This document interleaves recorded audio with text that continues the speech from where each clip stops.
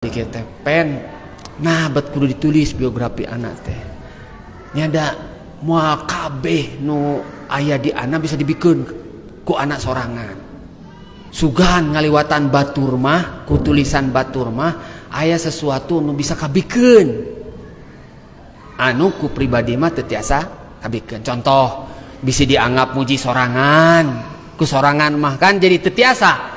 Ieu teh sebenarnya hoyong diekeun teh supados jadi ibroh gitu nya. Tapi kan teg bisa dianggap muji sorangan lupa di samping nyalira mah kan gitu.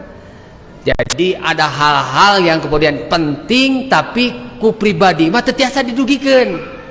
Kudu aya wasilah nu sanes. Nah, di antawisna teh eta amanat beliau ka pribadi teh. Sok dugikeun anu naon anu bermanfaat di diri anak pikeun umat. Boh kolot, boh budak